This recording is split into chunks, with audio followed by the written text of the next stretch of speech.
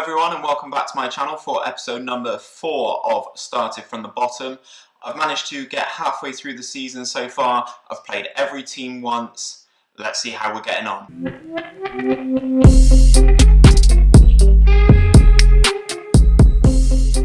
Okay, so here we are. We are top of the Vanarama National South. Good season so far. As you can see, won 15 out of our 21 games. Got 4 draws, 2 losses, one of them against Chippenham, one of them against third place Maidstone, both at home. A little bit irritated by that, but we're doing pretty well. Dartford were clinging on to us for dear life until we played them in the last game last league game before recording this. You know, at the end of the day, I think we're scoring a lot of goals. We really are. As you can see there, 6 against Dartford. I'll show you a little bit of that game. Crazy game. Conceded 20 goals this season. Not the best in the league. Maidstone with the 14 there. Also, Wealdstone with the 15. They should be higher, not scoring enough goals. Form's pretty good. 49 points from 21 games. As I said, everything's going pretty well. Let's take a look at some of these results, though. So, I've just defeated Ebbsfleet in the FA Trophy first round as well, so into the second round of that. Unknown opponent, as you can see down there. But yeah, this game against Dartford, we were 1 point ahead of them going into this game, and it's just been absolute carnage. Goals everywhere. Let's play you the goals, actually. So we'll run through the goals. Ryan Brunt giving us the lead from the penalty spot. And then we make it 2. Then here come Dartford. Own goal from Sam Pearson there. A little bit frustrating. Then we give away a penalty of our own to make it 2-2. McQueen slotting that, no problem. Then Dartford take the lead. 3-2. McQueen into Nash. You know, easy as you like there. 5 minutes into the second half. And here we come again. Brunt into Pearson.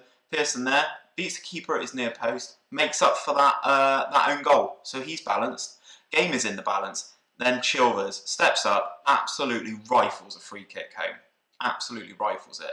Then this is where we start to turn the screw whilst they look to equalise. Pearson across all the way into Stern. Stern, he's so inconsistent, but can score absolute worldies like that. Pearson again, hammering down the left, under the goalkeeper. Dartford are distraught. We're buzzing. You know, we've gone top of the league. We've put a little bit of daylight in between ourselves, as you can see. So yeah, there we are now, 4 points ahead of Dartford. What a game that was, to be fair. So something else I wanted to run through with you guys were my top goal scorers, my most important signing, and then obviously my goal of the season so far. So as you can see here, I've got 2 top goal scorers. Ryan Brunt was out with an injury for a period of time. As you can see, 13 goals in 19 appearances in all competitions. It's actually really good. Been really impressed with Ryan Brunt actually, but he seems to go through purple patches, so doesn't score every game, but then when he does, it's kind of like 4 in one game. But you know, you can't complain. And then obviously 13 goals from Noah Chilvers as well, from centre midfield. Sometimes he plays centre midfield, sometimes he plays attacking midfield, obviously on loan from Colchester. But the thing I want to draw your guys' attention to with Chilvers is the amount of penalties he's taken and actually missed. So as you can see here, he's taken 6 penalties for us in all competitions, only scored 2 of them. Only scored 2. I'm going to play you some of them as well. He's the best penalty taker in our team with 12, and he's missed 4 penalties. Let me take you through them. So here we are then, this is the first game of the season, away at Havant and Waterlooville. 7 minutes in, 0-0 at this point, obviously. Upsets Chilvers, best penalty taker in the club, and the penalty is saved. He actually finished that game, I had to substitute him as he ended up with a 5.9 rating. So here we are for the second penalty miss from Chilvers, at home against fierce rivals Chippenham. Again, game 0-0 at this point. Again, early penalty, 7th minute again. Up he steps. I was confident this time, confident he was going to atone, and let's see what happens. Another one saved. So, penalty number 3, away at Tunbridge. We'd scored early on in this game actually, I think it was the first minute Sam Pearson opened the scoring. So obviously this would be to put the game kind of beyond doubt. And up steps Chilvers and is saved for the 3rd time. And here's number 4, away at Braintree. Here he comes again. Is it going to be saved? And it is. 4th one saved. You cannot write it. Absolutely abysmal. So in total, Chilvers has taken 6 penalties. He scored 2 of them. Actually, 2 of them have been since I've taken him off of the penalty taking list. But the 4 he's missed, I say missed, they've been saved. Maybe I'm being a bit harsh on him, but, you know, he's my best penalty taker. He has to score those goals. As you can see, he's joint top goal scorer with Ryan Brunt. 13 goals. He's missed 4 penalties. He could be well clear in this regard. Absolutely well clear.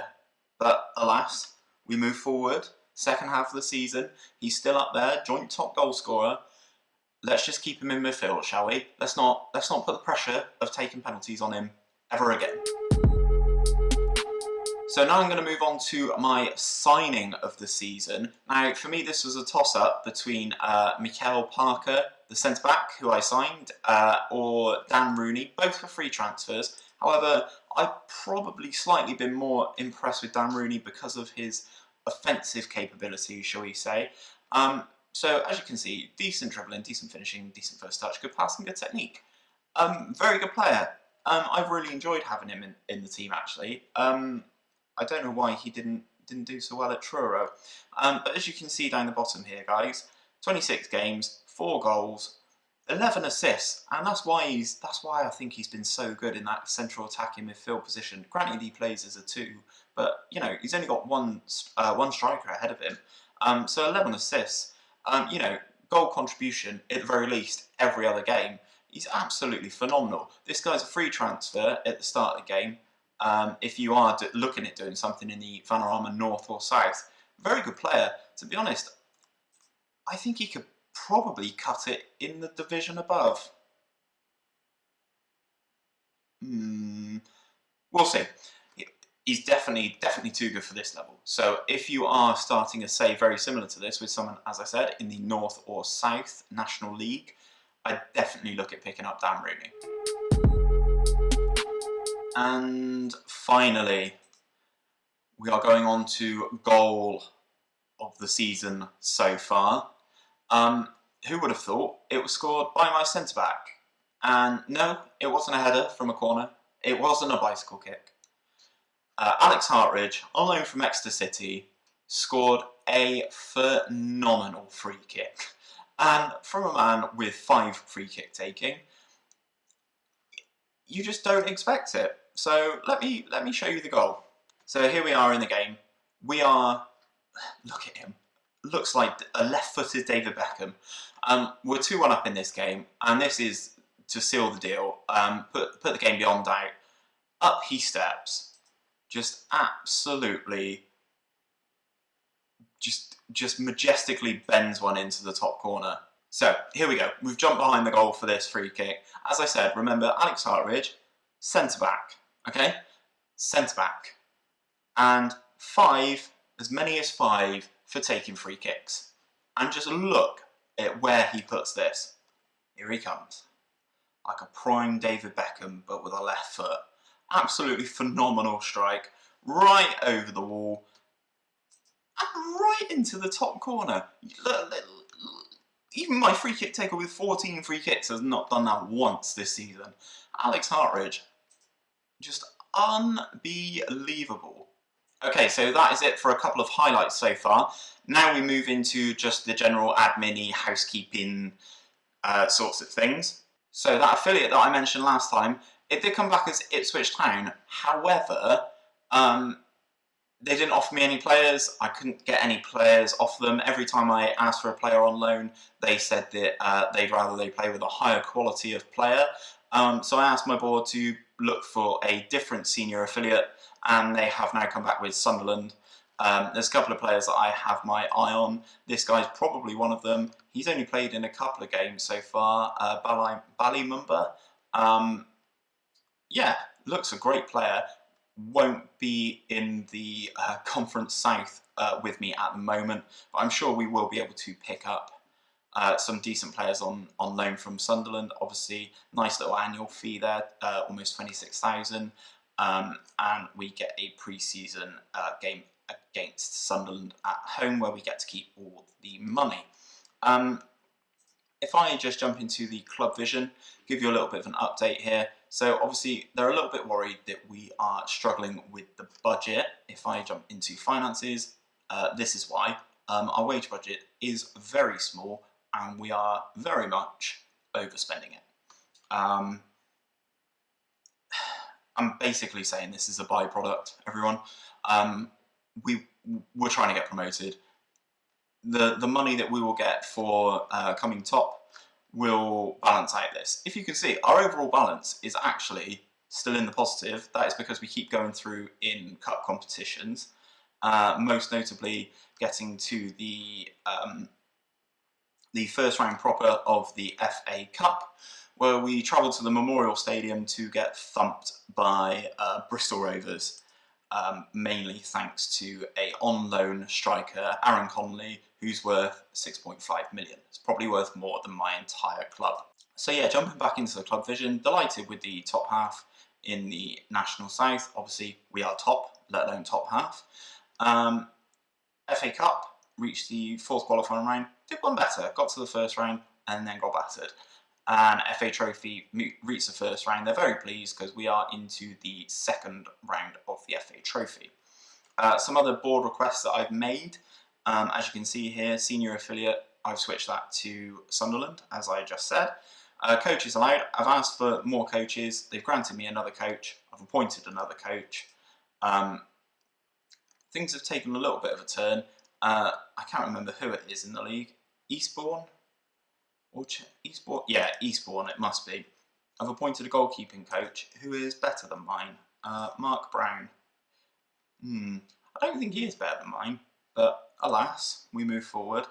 What else have I done? So yeah, that's the second senior affiliate there. And coaching courses, yes, as I said previously, I started at the bottom with the most applicable level for my team that I was going to manage, which was a National A license, I believe. So this is the second course I've done now, so I'm currently studying for my Continental B license, having already passed the Continental C. If you guys didn't know how to ask for that, if you go into my profile here, just above retire and go on holiday, you'll see an option called send on coaching course. And this will help you massively. It also improves your staff attributes and allows you to actually help out in training a bit more. So if we now go on to myself, as you can see, I'm a solid 3-star at tactical attacking. You know, helps out all across the board. Not only does it help to have really good staff in place, it is also beneficial to improve yourself as well. So here we are then. This is the second half of the season, ready to go against Hamilton and Waterlooville, as we did in the opening game of the season. This time at home. Looking forward to that game. We've been doing really well, actually. We've, you know, as you can see there, won our last 5 games after losing to Bristol Rovers in the FA Cup. Going really, really well. Sharing the goals around predominantly. Looking forward to the second half of this season, actually. Hoping to improve on the 4-point gap that we've currently got on Dartford. And hopefully we get crowned champions of the Vanarama National League South. So that is where you will see me next time. At the end of the season, I may live play out the game that will crown us champions, if we get there, fingers crossed. And I will see you guys next time.